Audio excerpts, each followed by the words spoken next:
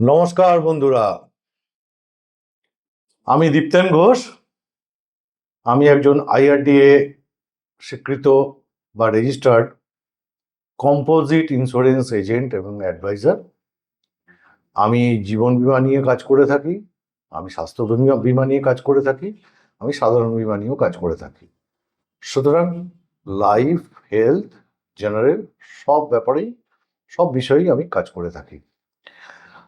বন্ধুরা, আগের দিন আমি আপনাদের সঙ্গে আলোচনা করেছিলাম বাড়ি বীমা নিয়ে, মানে হোম ইন্স্যুরেন্স নিয়ে, যে কি করে আমরা আমাদের বাড়িটিকে ইনশিওর করতে পারবো, কি কি ফ্যাক্টর আছে তার মধ্যে, সেগুলো বিস্তারিত আলোচনা করেছিলাম। কি কি কভার করা যায়, কিভাবে এটার আন্ডাররাইট করা যায়, কত প্রিমিয়াম আছে, কত বছরের জন্য আমরা করব, 1 বছরের জন্য করব না 10 বছরের জন্য করব, এরকম ব্যাপার।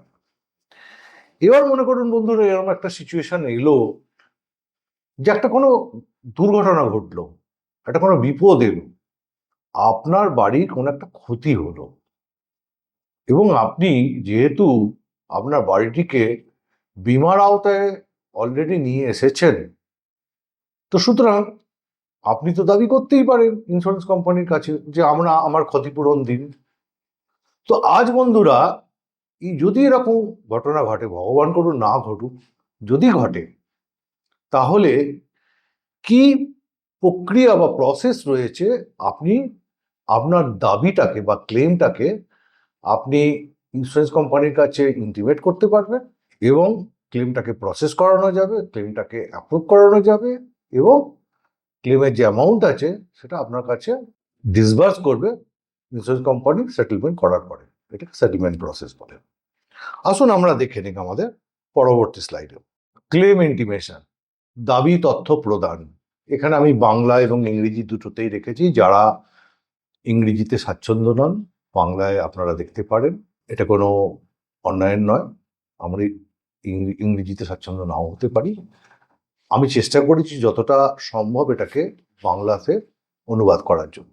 প্রথমেই হচ্ছে, এরকম যদি একটা কোনো ঘটনা ঘটে থাকে, দুর্ঘটনা ঘটে, ধরুন একটা আগুন লেগে গেল, বাড়িতে কিছু ক্ষতি হলো, বা ভূমিকম্প হয়েছে, বাড়ির ভেতরে ফাটল ধরেছে, বা একটা দেয়াল পড়ে গেছে, বা কিছু হয়েছে, বা ঝড় হয়েছে, ঝড়ে কাঁচ টাচ ভেঙে গেছে, কোনো কোনো জিনিসপত্র নষ্ট হয়ে গেছে, বন্যা হয়েছে, বা ওয়াটার লগিং হয়েছে, কোমর সমান বুক সমান জল হয়ে গেছে, বা আপনার বাড়ির ভেতরে আসবাবপত্র সব নষ্ট হয়ে গেছে, এরকম ধরনের ক্ষেত্রে আপনাকে ইন্টিমেট করতে হবে।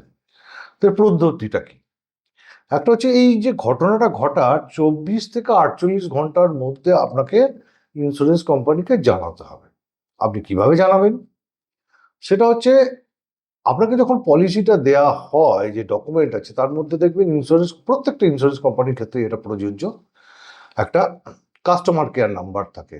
আপনি সেখানে ফোন তুলে আপনার মোবাইল নাম্বারটা বলে, আপনাকে আইডেন্টিফাই করবে আপনার মোবাইল নাম্বার দিয়ে, যেটা আপনার ইন্স্যুরেন্স পলিসির মধ্যে রয়েছিল, দিয়ে আপনি এটাকে আপনার ক্লেমটা ইন্টিমেট করতে পারেন। যদি সেটা না করতে পারেন, আপনি আরেকটা উপায় হচ্ছে যে ওই ইন্স্যুরেন্স কোম্পানির ওয়েবসাইটে আপনি চলে যাবেন, গিয়েও আপনি ক্লেম ইন্টিমেশন করতে পারেন। তার একটা পদ্ধতি রয়েছে। আর আপনি যদি স্বাচ্ছন্দ্য থাকেন যে না আমি লিখে জানাবো, আপনি কাস্টমার কেয়ারকে, ওই রেসপেক্টিভ ইন্স্যুরেন্স কোম্পানিকে আপনি ইমেল পাঠাতে পারেন। তো এই তিনটে ভাবে আপনি ক্লেম ইন্টিমেট করতে পারেন, এবং আপনার যে এজেন্ট আপনার এই পলিসিটি করিয়েছিল তাকেও আপনি জানাতে পারেন, তিনিও আপনাকে সাহায্য করতে পারেন ক্লেমটাকে ইন্টিমেট করার জন্য। এবার যখন আপনি ক্লেমটাকে জানাচ্ছেন, তখন আপনাকে কি কি তথ্য দিতে হবে, কি করে আইডেন্টিফাই করবে কোন প্রপার্টির জন্য এটা। একটা হচ্ছে পলিসি নম্বর আপনাকে বলতে হবে, যে পলিসি সার্টিফিকেট বা শিডিউল ছিল সেখানে। আর একটা হচ্ছে যে আপনার যে কি ক্ষতি হয়েছে, কবে সেই ক্ষতিটা হয়েছে, এই ক্ষতির কারণটা কি। কারণ মানে আপনি আগুন, বন্যা, চুরি, ডাকাতি, যে কোনো ধরনের ঘটনা ঘটতে পারে। যে আমি আগের ভিডিওতে যে আপনাদের সঙ্গে আলোচনা করেছিলেন, যে লিস্ট অফ পেরিলস দেখিয়েছিলাম না, বিপদ, তার মধ্যে থেকে যে কোনো একটা হলে আপনি বলতে পারেন, এবং কি কারণে এই লসটা হয়েছে সেটা আপনি এখানে যখন বলে দিলেন, এবং আপনাকে তার সঙ্গে সঙ্গে আনুমানিক কত ক্ষতি হয়েছে টাকায় একটা বলতে হবে, একটা এস্টিমেটেড লস, যে আমার এত টাকার ক্ষতি হয়েছে, এবং আপনার কে জানাতে হবে যে আপনার সম্পত্তিটা কোথায় রয়েছে, মানে তার একটা ল্যান্ডমার্ক ফ্যান্ডমার্ক যে অ্যাড্রেসটা জানাতে হবে, তার একটা নিয়ারেস্ট ল্যান্ডমার্ক জানাতে হবে। সুতরাং ইন্স্যুরেন্স কোম্পানি আপনার দেওয়া তথ্যের ভিত্তিতে পরবর্তী যে অ্যাকশনটা নেবে তাহলে তাদের সুবিধা হয়। এটাই আপনি যখন করবেন, ইন্স্যুরেন্স কোম্পানির থেকে আপনি একটা যে ক্লেম ইন্টিমেট করলেন তার একটা রেফারেন্স নাম্বার পাবেন, সেটা আপনার কাছে রেখে দিতে হবে, যেটা হচ্ছে রেফারেন্স।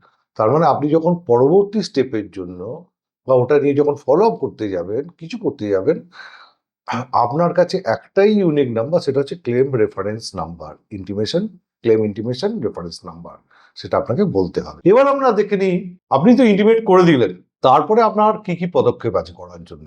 আপনাকে যেটা করতে হবে যে আপনার যে প্রপার্টিটা যে ক্ষতি হয়েছে তার ফটো নিতে হবে অনেকগুলো, বিভিন্ন অ্যাঙ্গেল থেকে আপনি ফটো নিয়ে নিলেন, বা একটা ছোট ভিডিও রেকর্ড করতে পারেন, আপনার কাছে রেখে দিলেন। আরো যদি ধরুন ক্ষতিটা প্রতিরোধ করার মতো যদি একটা ব্যাপার থাকতো, তো তার জন্য ধরুন একটা আগুন ধরে গেছে বা শর্ট সার্কিট হয়েছে, সেটাকে আপনাকে নেভাবার ব্যবস্থা করতে হবে, আপনার ওটা অ্যাকশন। এবার মনে করুন যে আগুনে পুড়ে গেছে, ক্ষতি হয়েছে বা ভেঙে গেছে, ধরুন ঝড়ের দাপটে কিছু ভেঙে গেছে, কাঁচ ভেঙে গেছে, দরজা ভেঙে গেছে, কিছু একটা হয়েছে, যেটা যে অবস্থায় আছে সেই অবস্থায় রাখুন, ওটাকে টাচ না করাই ভালো। কারণ আমি বলছি আমার পরবর্তী স্লাইডে, কারণ পরবর্তী ক্ষেত্রে যখন ওই সার্ভেয়ার আসবে এটাকে ইন্সপেকশন করতে, ওটা আনটাচ অবস্থায় রাখলে তখন উনি পুরো ব্যাপারটাই বুঝতে পারবেন, দেখতে পারবেন কি হয়েছে। আমরা যদি ওটাকে ডিস্টার্ব করি তাহলে এটা অন্য দিকে ব্যাপারটা চলে যেতে পারে। আমার সাজেশন হচ্ছে, যদি এই ধরনের ক্ষতি হয়, যে অবস্থা রয়েছে সেই অবস্থা থেকে রাখুন। মনে করুন আপনার বাড়ি থেকে কোনো কিছু চুরি হয়ে গেছে, ডাকাতি হয়ে গেছে, তাহলে আমরা কি করি, আমরা থানায় গিয়ে এফআইআর করি। ওই এফআইআর এর কপিটা আপনাকে রাখতে হবে সেই ক্ষেত্রে, যদি এই ধরনের লস হয়। মনে করুন আগুন লেগে গেছে, ধরুন আপনার বাড়িতে আগুন লেগেছে বা পার্শ্ববর্তী কোনো জায়গায় আগুন লেগেছে, তার প্রভাব আপনার বাড়িতে এসে পড়েছে, আপনার ক্ষতি হয়েছে, তো এই ফায়ার ব্রিগেড, যে লোকাল ফায়ার ব্রিগেড আছে, তখন যখন ডেকেছিলেন আপনি, তার একটা রিপোর্টও আপনাকে রেখে রাখতে হতে পারে। এটি সব ক্ষেত্রে দরকার হয় তা নয়, কিন্তু বেটার হচ্ছে আগুন জনিত কোনো যদি কারণে হয় এবং আপনি যদি লোকাল ফায়ার ব্রিগেডে রিপোর্ট করে থাকেন, ওই রিপোর্টের একটা কপি ফায়ার ব্রিগেড থেকে আপনাকে জোগাড় করে রাখতে হবে। তাহলে বন্ধুরা বুঝতে পারছেন যে ক্লেম ইন্টিমেট করার পর ইমিডিয়েট অ্যাকশন কি কি নেওয়ার আছে। আপনাদের যদি আরো প্রশ্ন থাকে আপনি আমাকে লিখে জানাতে পারেন, মেসেজ করে জানাতে পারেন, কমেন্টও লিখতে পারেন, আমি আপনাদের জবাব দেবো।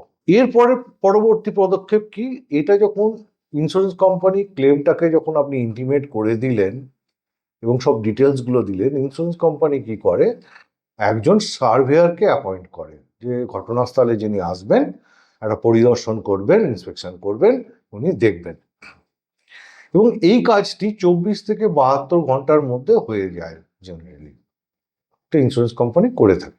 এবং তিনি এসে বেসিক্যালি ওই এটা অ্যাসেস করেন, ওটাকে জরিপ করেন যে সম্পত্তির কি পরিমাণের ক্ষতি হয়েছে, কি কারণে ক্ষতি হয়েছে, এবং এই যে ক্ষতিটা হয়েছে তার কত মূল্য হতে পারে, এটা সার্ভেয়ার এসে দেখে। এবং আমাদের দায়িত্ব হচ্ছে, যার ক্ষতিটা হয়েছে তার দায়িত্ব হচ্ছে ওই সার্ভেয়ারকে সাহায্য করা, তারই তথ্যগুলো নেওয়ার জন্য। সেটা আলটিমেটলি আপনারই লাভ হবে, আপনি যখন ক্ষতিপূরণ পাবেন। সার্ভেয়ার যখন আসে তখন উনি কতগুলো ডকুমেন্ট আপনার কাছ থেকে চাইতে পারেন।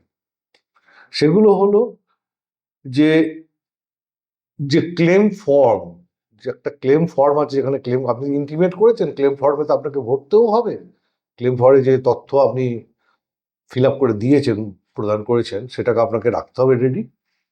আপনার নিজের আইডি প্রুফটা রাখতে হবে, যে আমি ওই ব্যক্তি, আমি করেছি। আপনার মালিকানার প্রমাণ দিতে হবে, যে প্রপার্টির যে মালিক আপনি, তার একটা প্রমাণ দিতে হবে, সেই ডকুমেন্ট রাখতে হবে।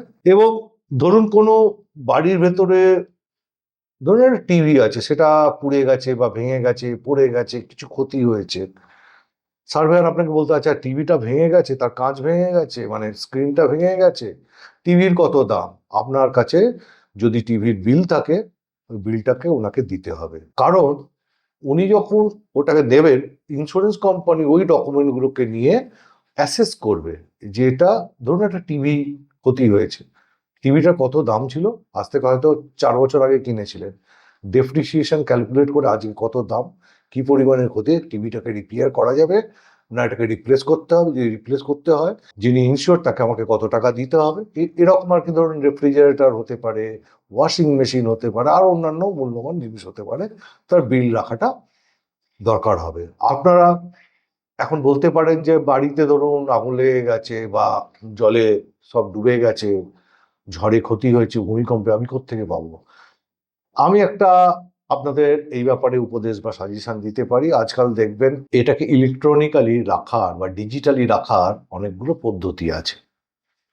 আপনার যে মেল বক্স আছে সেখানে আপনি রাখতে পারেন ইমেল বক্সে, বা আপনি ক্লাউডে রাখতে পারেন। আরেকটা উপায় আপনাদের বলতে পারি, যেটা আমি নিজে করে থাকি, আমি এইসব ধরনের ডকুমেন্ট বা তথ্য ডিজি লকারে রাখি। আপনারা ডিজি লকারে অ্যাকাউন্ট ক্রিয়েট করতে পারেন, সেখানেও রাখতে পারেন। সুতরাং এরকম ধরনের পরিস্থিতিতে আমি অতি সহজেই ওইসব ডকুমেন্ট ডাউনলোড করে প্রিন্ট করে সার্ভেয়ারকে দিতে পারেন। যদি বাড়ি এই যে ক্ষতিটা যদি চুরির কারণে হয়, তাহলে এফআইআর এর কপিটাও সার্ভেয়ার চাইতে পারে, সেটা আপনাকে দিতে হবে। এবং জেনারেলি আপনি যেসব ফটো বা ভিডিও তুলে রেখেছিলেন সেগুলোও একটা কপি ওদের দিলে আপনার ক্লেমটা প্রসেস করার জন্য এটা রিয়েলি সাহায্য করবে। এরপরে আসি, সার্ভেয়ার তো দেখে গেলেন, এরপরে কাজ হচ্ছে ইন্স্যুরেন্স কোম্পানি, যে ক্লেম ডিপার্টমেন্ট আছে, তারা কতগুলো ব্যাপার দেখে। একটা হচ্ছে আপনার যে দেয়া তথ্য সেটা দেখবে, সার্ভেয়ারের রিপোর্ট দেখবে, এই নিয়ে ক্লেম ডিপার্টমেন্ট ওটাকে অ্যাসেস করবে, একটা ক্যালকুলেট করবে, এবং তার মধ্যে 3টে সম্ভাব্য ফলাফল হতে পারে। একটা হচ্ছে আপনি যা দাবি করেছেন যে ক্লেম, ফুল অ্যামাউন্ট আপনি পেয়ে যেতে পারেন যদি ইন্স্যুরেন্স কোম্পানি দেখে এটা একটা ন্যায্য দাবি, এবং ডেপ্রিসিয়েশন বা যা সবকিছু ক্যালকুলেট করে দেখলেন না এটা হতে পারে, আপনার যে সাম ইনসিওর দেওয়া আছে সেটা অনুযায়ী আপনি এটা পেতে পারেন।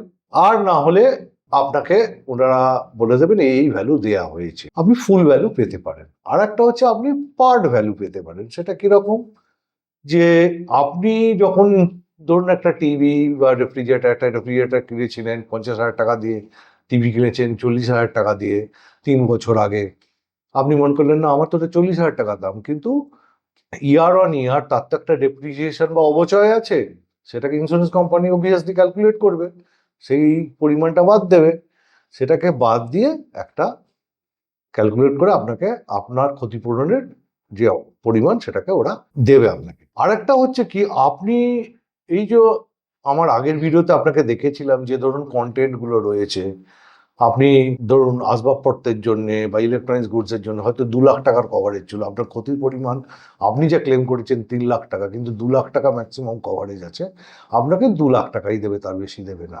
তো এটা হচ্ছে বলে পলিসি সীমা বা পলিসি লিমিট, মানে আমি এর বেশি পাবো না, আপনার পলিসিতেই দেয়া আছে। তো সুতরাং এই ব্যাপারগুলোকে বিবেচনা করে, যে এই কন্ডিশনে একটা হতে পারে, আপনি একটা ধরুন আপনি ক্লেম করেছেন 1 লাখ টাকা, ইন্স্যুরেন্স কোম্পানি হিসেব করে দেখলো যে আপনি পাবেন 80,000 টাকা, আপনাকে তার কারণও বলে দিল এই কারণে আপনি পাবেন। আপনি যদি সন্তুষ্ট না হন, আপনি ওটাকে চ্যালেঞ্জ করতে পারেন ইন্স্যুরেন্স কোম্পানি, তারপরেও যদি না দেয়, তার জন্য অনেক পদ্ধতি আছে। আমি শুধু বাড়ি বিমার ক্ষেত্রে বলবো না, সমস্ত বিমার ক্ষেত্রে তার যে পদ্ধতি আছে, ওটার জন্য আমি একটা আলাদা করে একটা ভিডিও একদিন তৈরি করব, আপনাদের জানাবো তার পদ্ধতি কি আছে, আর কোন কোন অথরিটি বা বডি রয়েছে যাদের কাছে আপনি যেতে পারেন যেখানে ইন্স্যুরেন্স কোম্পানি আপনার দাবিটাকে মানছে না। এবার আছে থার্ড কন্ডিশনে, সেটা হচ্ছে যে আপনার যে দাবি, যে যে ক্লেমটা করছেন, ইন্স্যুরেন্স কোম্পানি সেটাকে প্রত্যাখ্যান করে দিল, রিজেক্ট করে দিল। তা রিজেক্ট তো এইভাবে করতে পারেন না, তার তো কারণ থাকবে। তো কারণ কি হতে পারে, যে আপনি যে ঘটনাটা যবে ঘটেছে তার অনেক দিন বাদে গিয়ে আপনি এই ক্লেমটাকে ইন্টিমেট করেছেন, আপনার বিলম্বের জন্য একটা হতে পারে। আর একটা হচ্ছে আপনি এমন কিছু ক্লেম করছেন যার কভারেজ ছিলই না পলিসিতে, তার জন্য ওটাকে রিজেক্ট করতে পারে। আর একটা হচ্ছে যে মিস ইন্টারপ্রেট করা হয়েছে বা জালিয়াতি করা আছে, এরকম ধরনের সিচুয়েশন কম হয়, খুবই কম, এরকম ধরনের সিচুয়েশনও ক্লেম রিজেক্ট করতে পারে। আর হচ্ছে যে যে ডকুমেন্ট আপনার কাছ থেকে চাওয়া হয়েছিল কিন্তু সেই ডকুমেন্টগুলো আপনি দিতে পারেননি ইন্স্যুরেন্স কোম্পানিকে, যেগুলো ন্যায্য নথি বা তথ্য, সেটা দিতে পারেননি, আপনার ক্লেমটা রিজেক্ট হয়ে যেতে পারে। তো বন্ধুরা, এই তিনটে ব্যাপার হতে পারে, আইদার আপনার ফুললি অ্যাপ্রুভ হতে পারে, পার্টলি অ্যাপ্রুভ হতে পারে, টোটাল রিজেকশন হতে পারে। এবার মনে করুন আপনার ফুললি অ্যাপ্রুভড হলো বা পার্টলি অ্যাপ্রুভ হলো, এরপরে কি হবে, এটা যখন অ্যাপ্রুভ হয়ে যাবে তখন পরবর্তী স্টেপ হচ্ছে আপনার ক্লেমটাকে সেটেল করবে ইন্স্যুরেন্স কোম্পানি। জেনারেলি যেটা করে, আপনার ওই ব্যাংক ডিটেল নিয়ে নেবে, সেখানে অ্যামাউন্টটাকে ট্রান্সফার করে দেয়।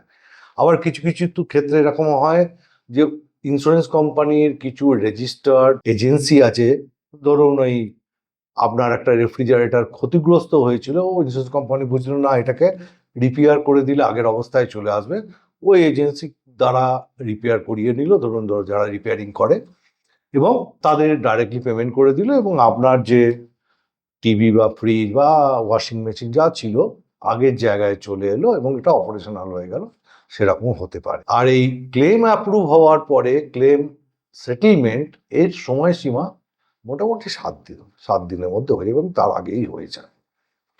তো বন্ধুরা, এই হলো ক্লেম ম্যানেজমেন্ট প্রসেস: ইন্টিমেট করা, অ্যাসেস করা, অ্যাপ্রুভাল প্রসেস, সেটেলমেন্ট। আশা করি ভিডিওটি আপনাদের ভালো লেগেছে। আপনাদের মতামত জানান, আমার ভিডিওটিকে সাবস্ক্রাইব করুন, লাইক করুন। আপনাদের সঙ্গে আমার দেখা হবে আরো পরবর্তী ভিডিওতে। আপনারা সবাই ভালো থাকবেন, সুস্থ থাকবেন, সুরক্ষিত থাকবেন। নমস্কার।